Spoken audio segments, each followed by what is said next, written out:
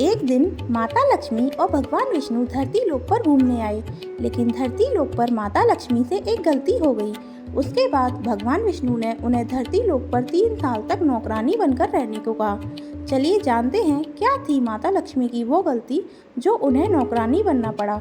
एक दिन भगवान विष्णु शेषनाग की सैया पर बैठे हुए थे, लेकिन उनका मन नहीं लग रहा था। उन्होंने फिर निश्चय किया कि पृथ्वी लोक से घूम आते हैं। उसके बाद वो पृथ्वी लोक पर आने के लिए तैयार होने लगे। भगवान विष्णु को तैयार होता देख देवी लक्ष्मी से रहा नहीं गया। माता लक्ष्मी भगवान विष्णु के पास आईं और बोली, प्रभु इतनी सुबह सुबह कहाँ जाने की तैयारी हो रही है। तब भगवान विष्णु बोले, देवी मैं धरती लोक का भ्रमण करने जा रहा हूँ। भगवान विष्णु की बातें सुनकर माता लक्ष्मी बोली, स्वामी क्या मैं आपके साथ धरती लोक चल सकती हूँ। फिर विष्णु जी ने कहा, देवी आप मेरे साथ धरती लोक चल सकती हैं, लेकिन मेरी एक शर्त आपको माननी होगी। उसके बाद माता लक्ष्मी ने कहा, प्रभु आपके साथ जाने के लिए मुझे कोई भी शर्त स्वीकार है, लेकिन पहले आप शर्त तो बताइए। विष्णु जी ने कहा, मेरी शर्त यह है कि आप धरती लोक पर उत्तर दिशा की ओर मत देखिएगा। उसके बाद भगवान विष्णु और माता लक्ष्मी धरती लोक के लिए चल दिए। माता लक्ष्मी जब भगवान विष्णु के साथ पृथ्वी पर पहुंची तब धरती लोक पर सुबह हुई थी। धरती लोक पर बारिश के कारण मौसम बड़ा ही सुहाना था। धरती लोक की सुंदरता देख माता लक्ष्मी उस पर मन ही मन मोहित हो गई। धरती लोक की सुंदरता से वह इतना मंत्रमुग्ध हो गई थी कि भगवान विष्णु के शर्त को भी भूल गईं। वह चारों ओर देखने लगीं और मन ही मन कहने लगीं, आज धरती कितनी सुंदर दिख रही है। फिर कुछ समय भ्रमण करने के बाद माता लक्ष्मी को उत्तर दिशा में एक सुंदर बगीचा दिखा। उस बगीचे में बहुत से सुंदर फूल खिले हुए थे। फूलों की सुंदरता देख माता लक्ष्मी से रहा नहीं गया और वह उस बगीचे में चली गई। फिर कुछ देर बाद उस बगीचे से एक सुंदर सा फूल तोड़कर भगवान विष्णु के पास पहुंची, लेकिन जब भगवान विष्णु ने देवी लक्ष्मी के हाथों में उस फूल को देखा तो वो उदास हो गए। उसके बाद भगवान विष्णु ने माता लक्ष्मी से कहा, देवी बिना पूछे किसी की वस्तु नहीं लेनी चाहिए। फिर भगवान विष्णु ने उन्हें अपनी शर्त याद दिलाई। भगवान विष्णु की बातें सुनकर माता देवी लक्ष्मी ने कहा, प्रभु मुझसे बड़ी भूल हो गई, हो सके तो मुझे क्षमा कर दीजिए। उसके बाद विष्णु जी बोले, देवी इस भूल के लिए आपको क्षमा नहीं किया जा सकता, आपको इसकी सजा भुगतनी पड़ेगी। विष्णु की बातें सुनकर देवी लक्ष्मी ने कहा, स्वामी मैंने कौन सा बड़ा पाप किया है जो मुझे क्षमा नहीं मिल सकती। तब भगवान विष्णु ने कहा, आपने माली से बिना पूछे उसके बगीचे से फूल तोड़ा है। ये कार्य चोरी जैसे पापों की श्रेणी में आता है, इसलिए आपको सजा के तौर पर उस माली के घर 3 साल तक नौकरानी बनकर रहना होगा। फिर 3 साल पूरा होने के बाद मैं आपको लेने आऊँगा।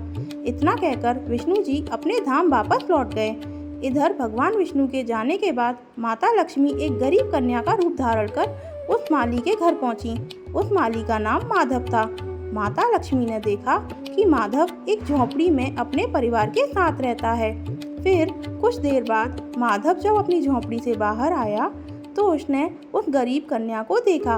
उसने माता लक्ष्मी रूपी गरीब कन्या से पूछा, बेटी तुम कौन हो और यहाँ क्या करने आई हो। तब वह कन्या बोली, मैं एक गरीब लड़की हूँ और इस दुनिया में मेरा कोई भी नहीं। कई दिनों से मैंने कुछ खाया भी नहीं है।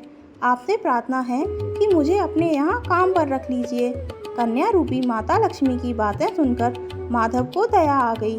फिर माधव ने कहा, बेटी मैं एक गरीब माली हूँ, बड़ी मुश्किल से मैं अपने परिवार को पाल रहा हूँ, लेकिन अगर तुम मेरी बेटी बनकर यहाँ रहना चाहती हो तो रह सकती हो।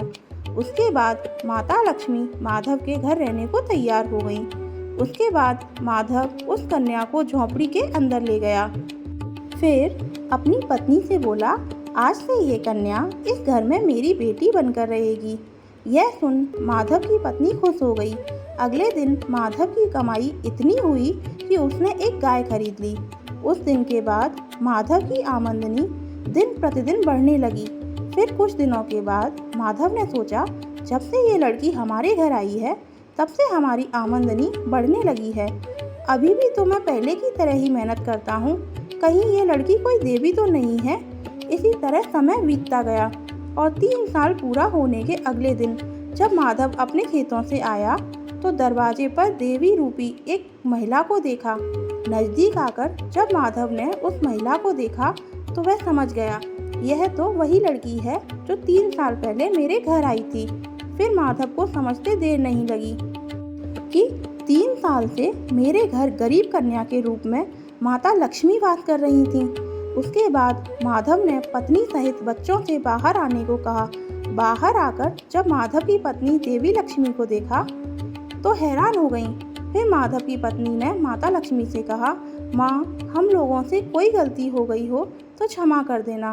उसके बाद माधव बोला, माता, हमने आपसे खेतों में काम करवाया, घर के काम भी करवाए, हो सके तो हमें क्षमा कर दीजिए। माधव की बातें सुनकर माता लक्ष्मी बोली, माधव, तुम नेक इंसान हो। इतने दिनों तक तुमने मुझे बेटी बनाकर रखा। मैं तुम्हें वरदान देती हूँ कि तुम्हारे पास कभी भी धन की कमी नहीं होगी। इसके बाद माता लक्ष्मी विष्णु जी के साथ रथ में बैठकर अपने धाम चली गई। कथा अगर पसंद आई हो तो वीडियो को लाइक करें और कमेंट में जय माँ लक्ष्मी लिखें। और ऐसी ही पौराणिक कथाओं को सुनने के लिए हमारे चैनल को सब्सक्राइब करें। जय माता दी।